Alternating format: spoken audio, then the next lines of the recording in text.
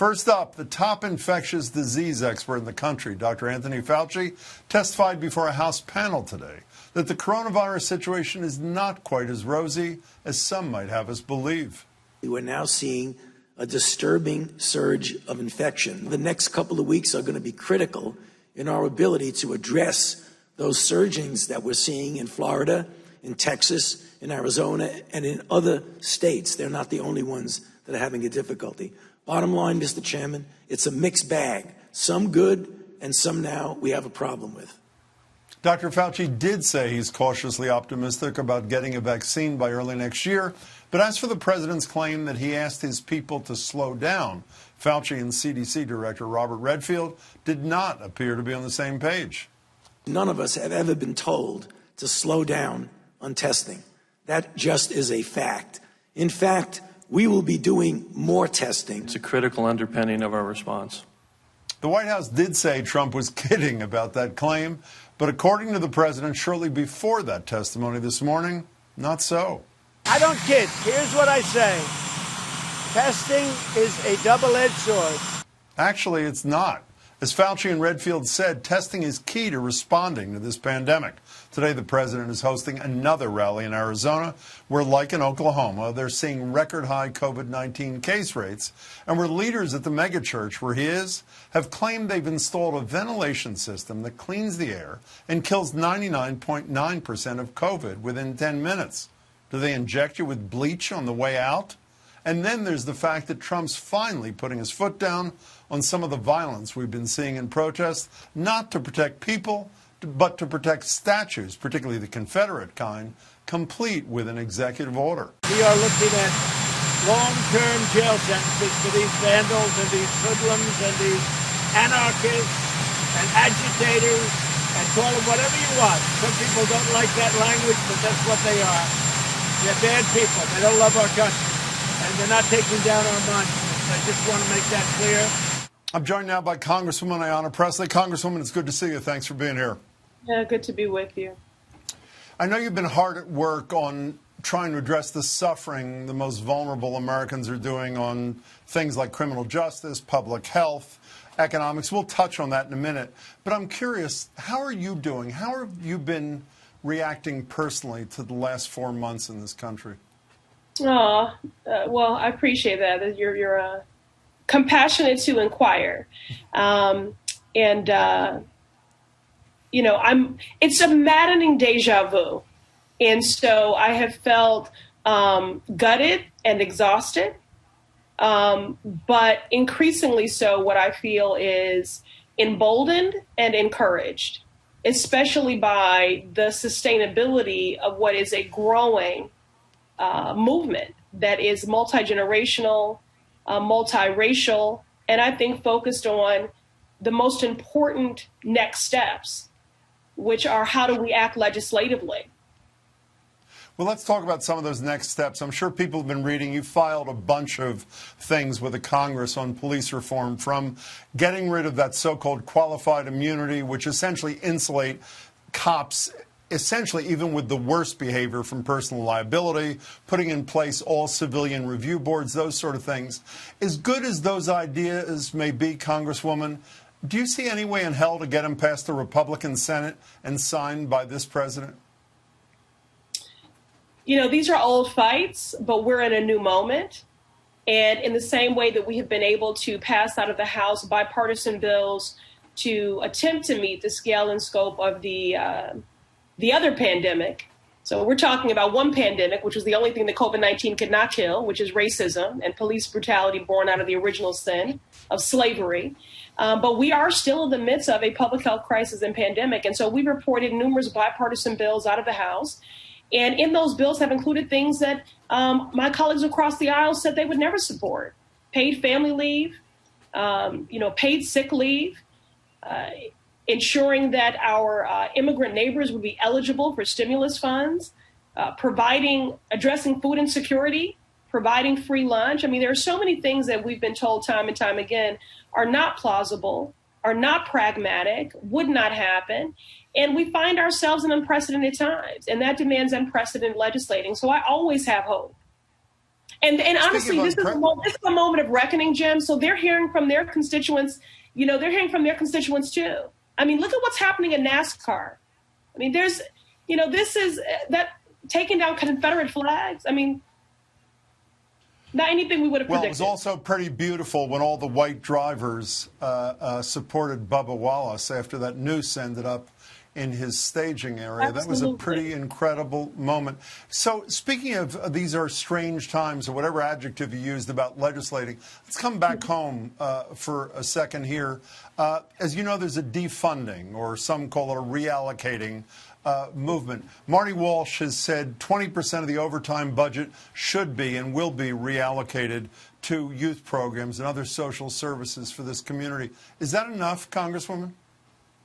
I represent the Massachusetts 7th, which is one of the most diverse, dynamic, vibrant districts in the country and one of the most unequal in the country. It's exactly why Black and Latinx communities were hit hardest by COVID-19.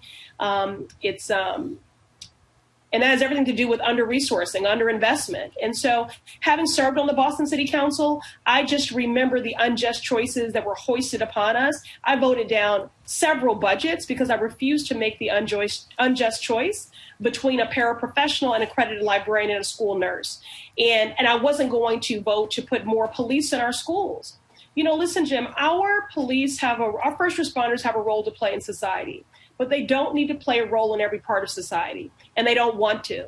And so the reckoning that we see happening in the streets right now is about getting on a pathway to reimagining how we ensure the health and safety of communities.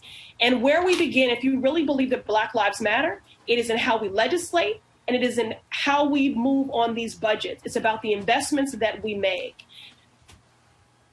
So should I read into that it's a nice start, but it's not enough on the mayor's part?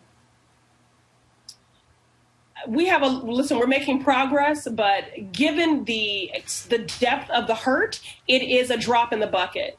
And we can't tinker around the edges of this. I mean, it's not just about, summer jobs and those things are very important. But understand, there will be unrest in the streets for as long as there is unrest in the lives of Black Americans. And the tipping point has been these most recent murders of unarmed Black folk. But that's not the only reason people are in the street. They're in the street because of the unjust outcomes across every issue, from housing to transportation to education to healthcare. Well, I assume, and also moments just living, like Christian Cooper was doing not too long ago in Central Park, and there are many Christian Coopers as well. I want to stay in Boston for a minute. As you know, the Attorney General was in town the other day, met with the Commissioner, Willie Gross, after which you fired off a tweet to the Attorney General saying, "So AG Barr, let's skip the pleasantries. Next time you set foot in my district, I demand a face-to-face meeting where you look me in the eye and explain why you tear-gas peaceful protesters. Understood? I will have counsel president," and then you have at the Attorney General, Maura Healey. I'm assuming that no meeting has yet been planned.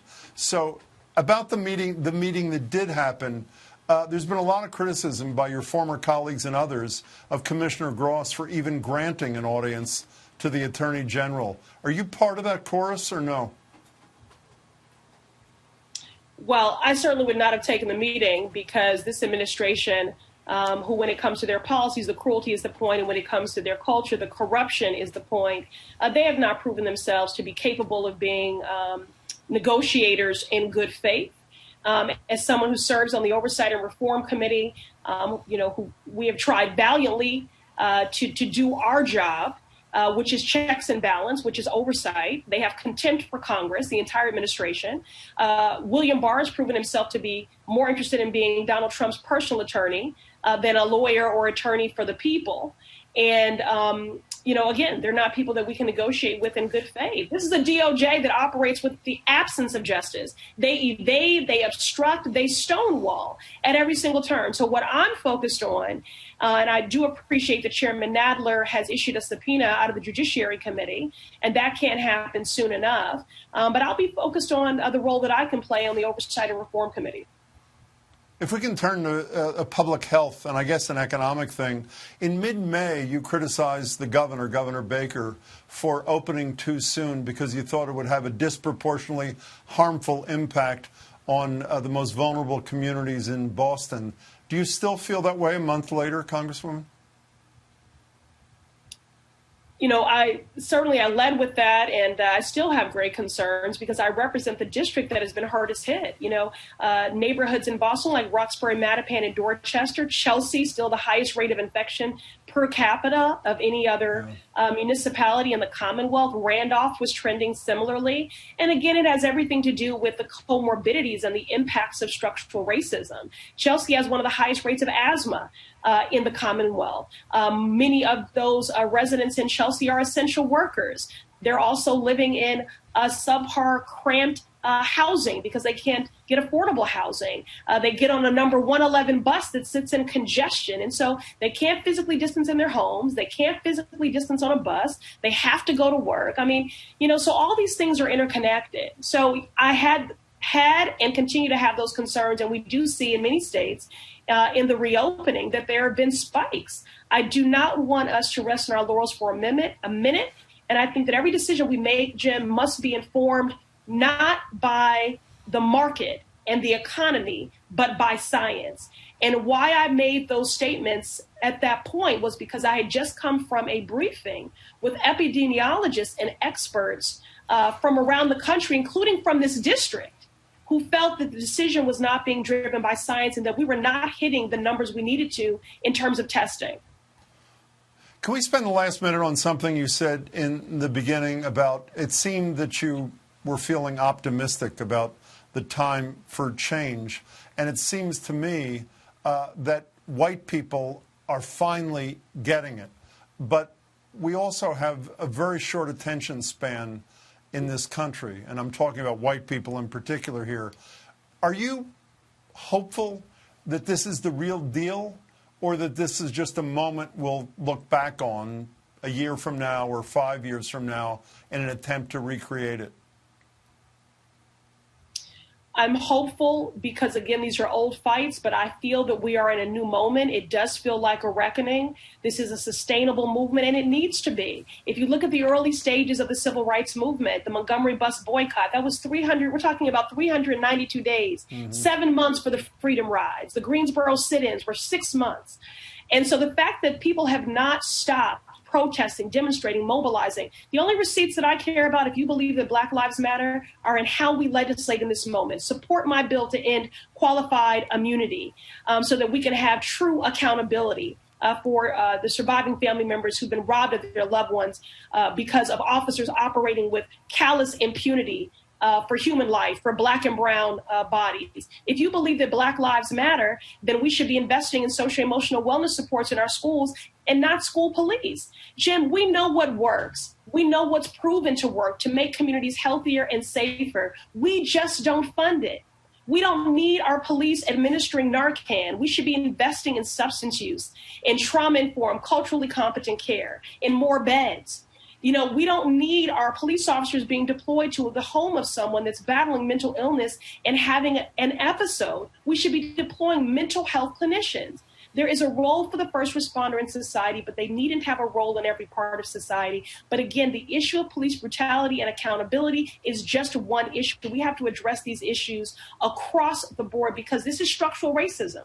It is systemic and it is pervasive. So I'm encouraged because the conversation is shifting, Jim, and culture is shifting. But now we need to see a power shift. If you believe that Black Lives Matter, how many Black people have equity in your business? What does your board look like? Jim, how many times has the Globe run a story about the boards and commissions in the city of Boston and how graying and white they are? Do something about it. You know, what do your boards look like? Show me your budget, your top 10 leadership positions. And within our municipal budgets, make these investments. Fund our communities. We know what works. We just don't do it. Here's to that political shift. Congresswoman Pressley, thanks so much for your time. Thank you, Jim.